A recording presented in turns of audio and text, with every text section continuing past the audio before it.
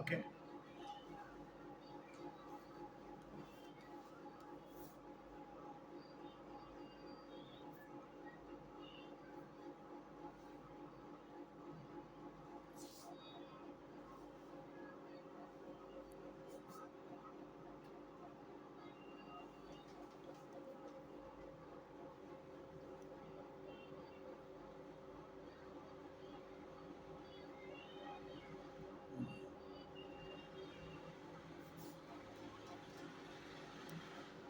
మా KS creations viewers అందరికీ నా యొక్క నమస్కారాలు. ఆంధ్రుల తెలుగు రాష్ట్రాల అందాల అభిమాన కథానాయకుడు సోగ్గాడు శోభన్ బాబు గారి వీరాభిమానిగా ఈ ఛానల్ పెట్టడం జరిగింది. గతంలో కొన్ని వీడియోలు చేసాం. అలాగే ఈరోజు కూడా ఒక వీడియో చేయడం జరుగుతుంది. అది మరి మా వైజాగ్ త్రినాథ్ శోభన్ బాబు గారి మీద అభిమానంతో, ఆయన వీరాభిమానిగా ఉండి మొదటి నుంచి ఆయన అనేక పుస్తకాలు శోభన్ బాబు గారి మీద ప్రచురించడం జరిగింది. ఇందులో మొట్టమొదటిసారిగా ఈ బుక్ వేశారు. అలాగే రెండో ప్రయత్నంగా మరి శోభన్ బాబు గారికి ఈ బుక్ వేశారు. ఇది చూడండి, శోభన్ బాబు గారు నటించినటువంటి అవార్డులతో వేశారు. ఇన్ని అవార్డులు ఒక నటునికి, దాదాపు 44 అవార్డులు. మరి తెలుగు చలనచిత్ర రంగంలో ఎవరికీ లేదని చెప్పడానికి మేము సంతోషిస్తున్నాం, ఎంతో గర్వపడుతున్నాం. దట్ ఈస్ అవార్డులు రివార్డులు గల హీరో మా సోగ్గాడు శోభన్ బాబు గారు. అలాగే తెలుగు చలనచిత్ర రంగంలో తెలుగు బాక్స్ ఆఫీస్ తాకిన తొలి సునామీ సోగ్గాడు అనే పుస్తకం త్రినాథ్ రాశాడు. ఇది సోగ్గాడు సినిమా మీద ఆ సంవత్సరం ఇండస్ట్రీ 1975 శోభన్ బాబు గారి గోల్డెన్ ఇయర్. ఇది తెలుగు ఇండస్ట్రీ హిట్ సోగ్గాడు. అలాగే బలి పుస్తకంగా తెలుగు కలర్ చిత్రాల చరిత్రలో తొలి సూపర్ స్టార్ మా సోగ్గాడు శోభన్ బాబు, సమగ్ర బాక్స్ ఆఫీస్ చరిత్ర అని చెప్పేసి ఇదొక పుస్తకం రాశాడు, ప్రచురించాడు. అలాగే తెలుగు తెరపై సోగ్గాడి సంతకం అనే ఈ పుస్తకాన్ని ప్రచురించాడు. అలాగే 87వ జన్మదినం సందర్భంగా హీమ్యాన్ మగసిరిగల దమ్మున్న మగాడు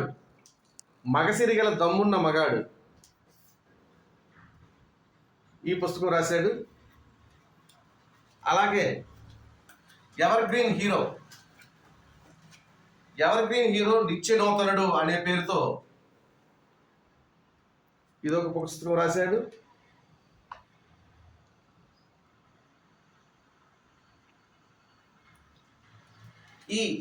మా త్రినాథ్ వైజాగ్లో ఉంటూ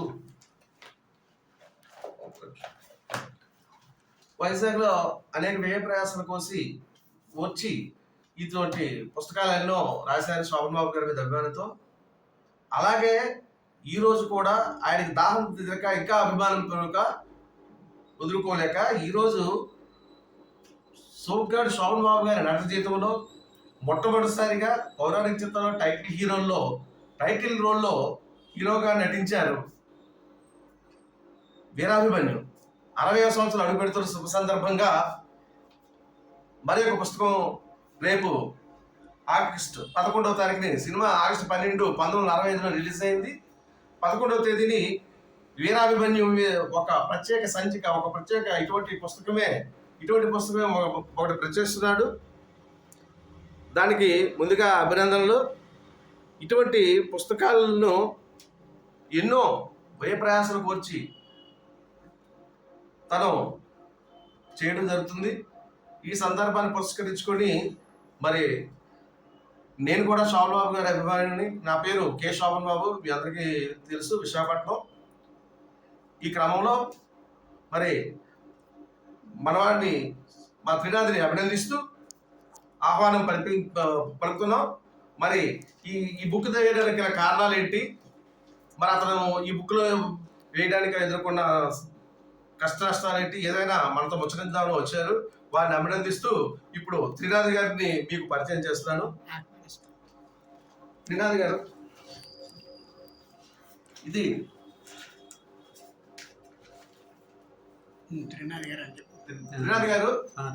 త్రినాథ్ గారు మాకు ఆహ్వాన పత్రిక పక్షుల సందర్భంగా ఆహ్వాన పత్రిక నాకు అందజేయడానికి, ఇదండి ఆహ్వానము నాకు అందజేయడానికి మరి వచ్చారు.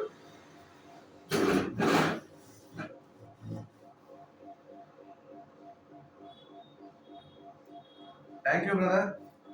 ఈ ప్రయత్నానికి నేను మనస్ఫూర్తిగా అభినందిస్తున్నాను. రండి, ఇప్పుడు చెప్పండి మీ అనుభవాలు ఈ పుస్తకం ప్రచురించడంలో ఈ పుస్తకం ప్రచురించడంలో మీ అనుభవాలు. మీరు ఇదివరకు అనేక వేశారు, అయినప్పటికీ ఇంకా మీరు మళ్ళా ఇదే ప్రయత్నం చేస్తున్నారు, అభినందనీయం. దానికి గల కారణాలు, ఈ పుస్తకానికి సంబంధించి ఏదైనా వివరాలు చెప్పగలిగితే ఈ కార్యక్రమానికి సంబంధించి మన ప్రేక్షకులకు ఒకసారి తెలియపరచవలసిందిగా కోరుతున్నాను.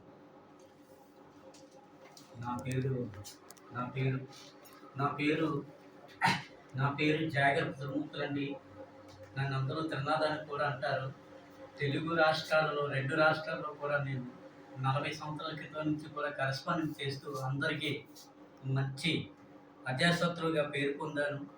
తెలుగు 2 రాష్ట్రాల్లో కూడా ఇప్పుడు కరెస్పాండింగ్ అనేది లేకుండా ఇప్పుడు సెల్ ఫోన్లు, వాట్సాప్లు, ఫేస్బుక్లు వచ్చిన తర్వాత నన్ను కన్వీనర్గా ఎన్నుకోబడ్డారు.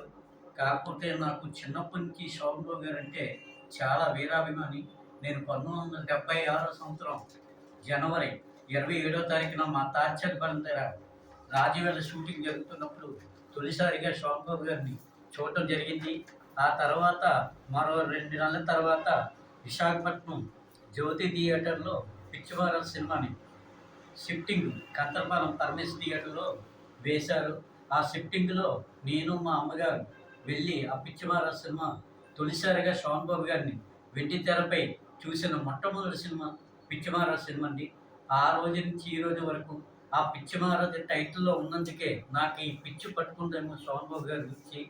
అప్పటి నుంచి ఏదో శోభన్ బాబు గారి గురించి ఏదో చెయ్యాలి, ఈ తెలుగు ప్రేక్షకులకి నేను ఉన్నంతకాలం శోభన్ బాబు గారి గురించి ఏదో సాధించాలి. ఏదో మొదట్లో చిన్న చిన్న పాంప్లెట్లు వేసాం, ఆ తర్వాత 4 పేజీల బులెటిన్, 8 పేజీల బులెటిన్, అలా పేజీలు పెంచుకుంటూ 1970 శోభన్ బాబు గారికి 2005 సంవత్సరంలో ఆయన 70వ సంవత్సరం కానుక 100 పేజీలు సాంగ్నర్ వేసాం. తర్వాత 2006 సంవత్సరంలో లాంగ్ సైడ్ బుక్ వేసాం. ఎలా 18 సంచికలు ఇప్పటికి వేసుకొచ్చాం. రేపు ఈ సంవత్సరం 2024 ఆగస్టు 11వ తారీఖున విశాఖపట్నం శోభన్ బాబు గారి కాంస్య విగ్రహం పెట్టడం జరిగింది.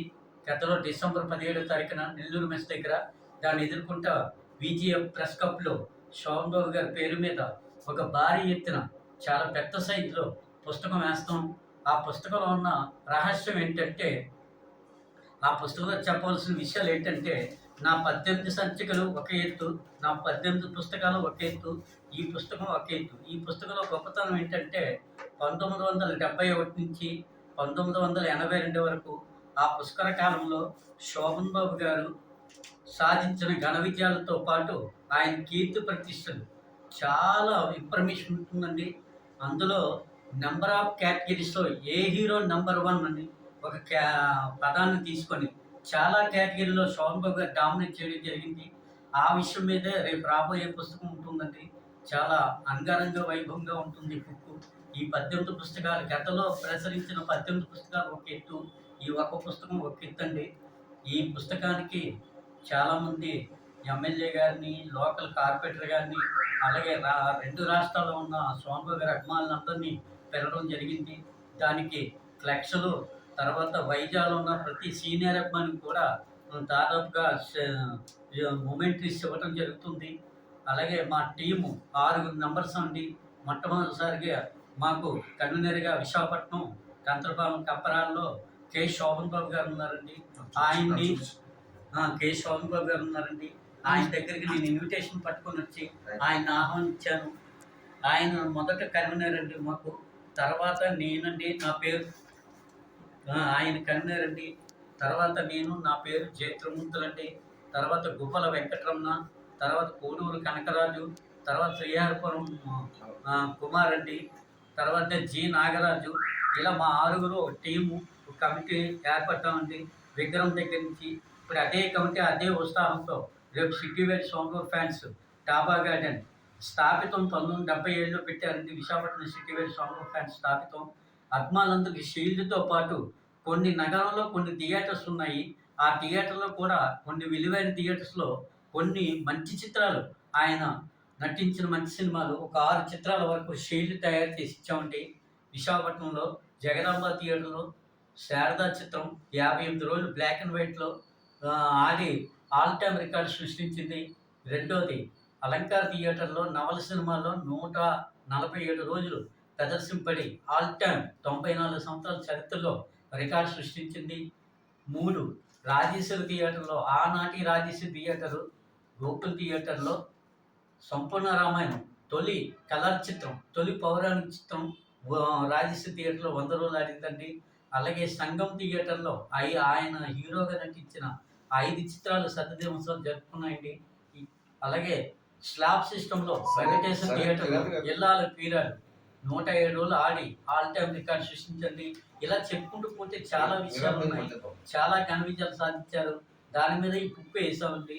నాకు ఈ అవకాశం ఇచ్చిన మా విశాఖ సిటీవేర్ స్వామివారి ఫ్యాన్స్ కన్వీనర్ గారికి, కె. శోభన్ బాబు గారికి నా ప్రత్యేక ధన్యవాదాలు. చాలా థ్యాంక్స్ అండి. Welcome brother. అయితే మీరు రికార్డు పరంగా అనేక ఇవన్నీ ఈ బుక్స్ అన్ని చదివాం అనుకోండి, రెడీ రెక్టినారు. ఇప్పుడు సగటు అభిమాని ఈ పుస్తకంలో శోభన్ బాబు గారి తాలూకా ఏ సినిమా ఎప్పుడు వచ్చింది, ఏ కేంద్రంలో ఆడింది, ఎన్ని రోజులు ఆడింది, హీరోయిన్ ఎవరు, డైరెక్టర్ ఎవరు, నిర్మాణ సంస్థ ఎవరు, ఇలాగా పూర్తి ఇన్ఫర్మేషన్ ఉంటుందండి. ఇవాళ రెడీ రెక్టినారుగా పలానా సినిమా శారదా ఎప్పుడు వచ్చింది అంటే ఇందులోకి వెళ్తే తెలిసిపోతుంది. అంతటి ఉపయోగకరమైన పుస్తకాలు రాశారు. మరి ఈ పుస్తకాలు రాయడంలో త్రినాథని అభినందనీయుడు. అలాగే విజయభాస్కర్ ఉన్నాడు. మరి విజయభాస్కర్ అని అతను కూడా ఈ బుక్లకి కొద్దిగా అప్పుల్లో సహకరించి చేశారు. వారు కూడా మంచి సేవ చేశారు. అలాగే ఇప్పుడు కాజీపేట శ్రీనివాసు పుస్తకాలు రాస్తున్నారు. పుస్తకాలు వేసిన అందరూ ఇప్పుడు ఎక్కడైనా సరే ఇప్పుడు నిర్మాత ఒక సినిమా తీశాడంటే ఆ సినిమా శోభన్ గారి మీద అభిమానే. రాశిమూసి నరసింహరావు గారు ఆయన శోభన్ గారి అభిమానే. కానీ సినిమాలో డబ్బులు తీసుకోకుండా వాడి లాభాపేక్ష లేకుండా సినిమా తీయకంటే అలాగే ఇందులో కష్టం అందరూ మళ్ళీ శోభన్ సినిమా గారికి లాస్ వచ్చింది అనుకోండి, లాస్ అయినా ఆయన, లాభమైన నష్టమైనా ఆయన. అలాగే త్రినాథ్ కూడా నా అభిప్రాయం ప్రకారం ఇప్పుడు ఈ పుస్తకానికి మేమైతే ఏదో సహకరించాలి తప్ప ఆయన నష్టం వస్తే భరిస్తాడు, లాభం వస్తే ఆయన చూసుకుంటాడు. అది తప్పుగా కనిపించట్లేదు నాకైతే.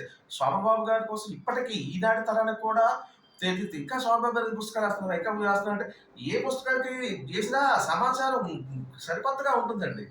అందుకని నేను పర్సనల్గా ఐ ఫీల్ వెరీ మచ్. ఎందుకంటే నేను శోభన్ బాబు గారి కరుడుకట్టిన అభిమాని. నేను 1970 సంవత్సరం నుంచి నేను చిన్నప్పుడు ఆఫ్ అండ్ దగ్గర నుంచి అభిమాని. మరి 76లో వైజాగ్ సోమనాథ్ గారు వస్తే 76లోనే నేను సోమనాథ్ గారిని చూశాను. సోమనాథ్ గారితో నాకు సన్నిహిత సంబంధం ఉంది. నేను బ్రతుకున్నంత వరకు నేను సోమనాథ్ గారు అభిమాని. అయితే మా త్రినాథ్ విషయంలో వచ్చేస్తే చాలా కష్టపడ్డాడండి. కష్టపడి బుక్లు రాశాడు. ఇవాళ సమగ్ర ఇప్పుడు నాకు కూడా సన్నగా ఆ సినిమా ఎప్పుడు ఆడిందంటే కరెక్ట్ రెడీ రెక్కినానికి వెళ్ళిపోతాం, చూస్తాం.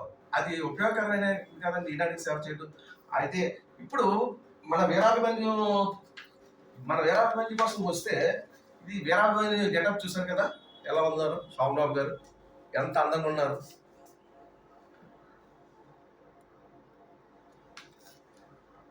ఈ వీరాభిమన్యు సినిమాకి నేను మొట్టమొదటిగా మరి నందమూరి తారక రామారావు గారు ఆయన సంపూర్ణ సహకారంతో ఒక పక్క అప్పటికి రామారావు గారు టాప్.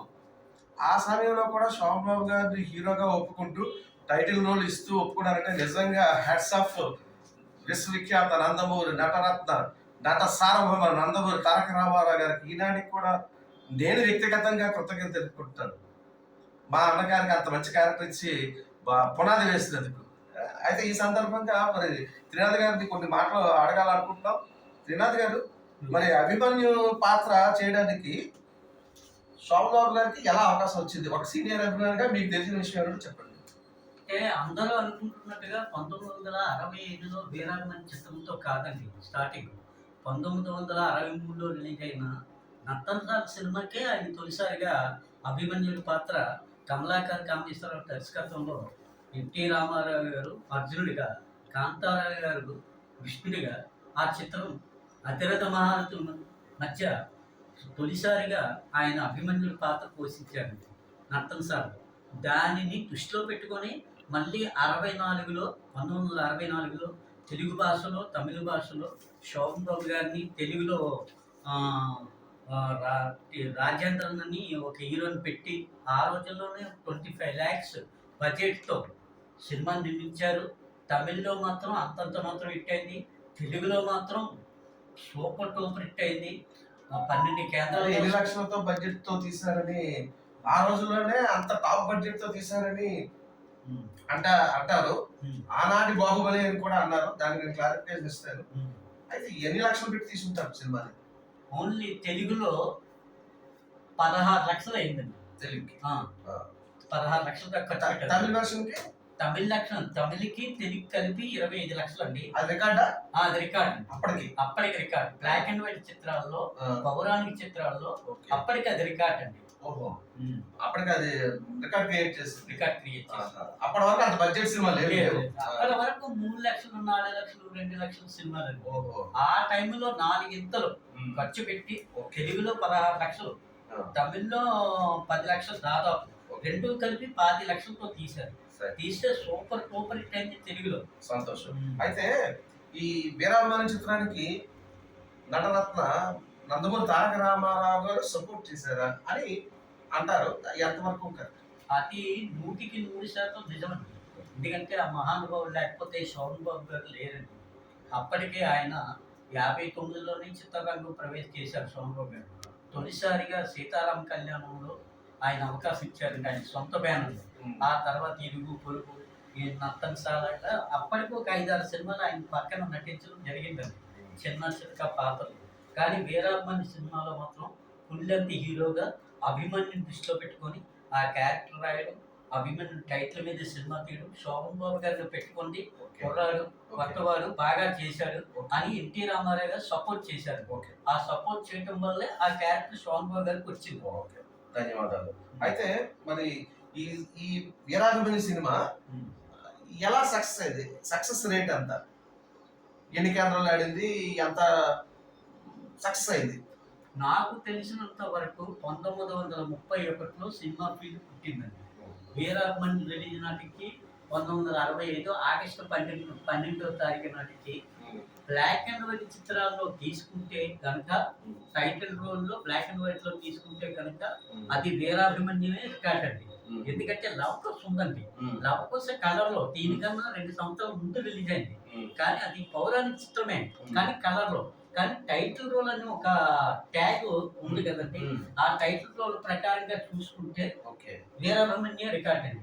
ఎందుకంటే అది 34 కేంద్రాలు వీరాభిమన్యు రిలీజ్ అయితే 34 కేంద్రాలు 50 రోజులు ఆడిందండి. 12 కేంద్రాలు డైరెక్ట్ 100 రోజులు ఆడిందండి. లేట్ రిలీజ్ లో ఖమ్మంలో కూడా 100 రోజులు వచ్చిందండి. లేట్ రిలీజ్ మీకు 100 రోజులు పేపర్ కటింగ్ లో మరియు 13వ వారం ఖమ్మం అని ఉంటుంది ఆ సినిమా. ఎప్పటికీ రికార్డ్ అండి. బ్లాక్ అండ్ వైట్ చిత్రాల్లో టైటిల్ రోల్లో 12 కేంద్రాలు డైరెక్ట్ గా థియేటర్ మారకుండా శతదినోత్సవం జరుపుకోవడం అనేది వీరాభిమన్యు సినిమాలోనే జరిగింది. ఇక మీదట ఈ చిత్రానికి కూడా ఆ రికార్డ్ లేదండి.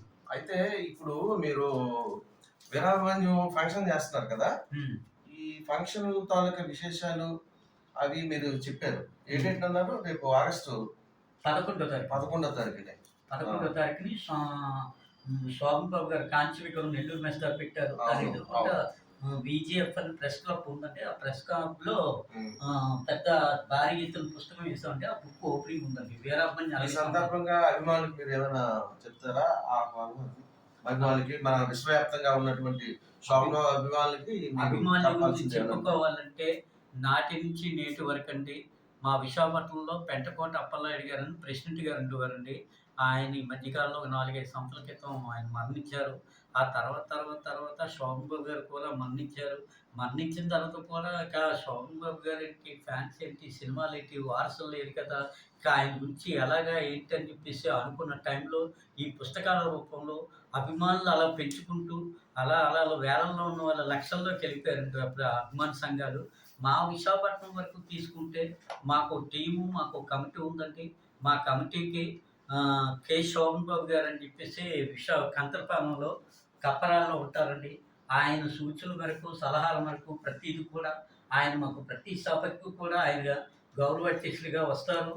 సభా అధ్యక్షులుగా వ్యవహరిస్తారు.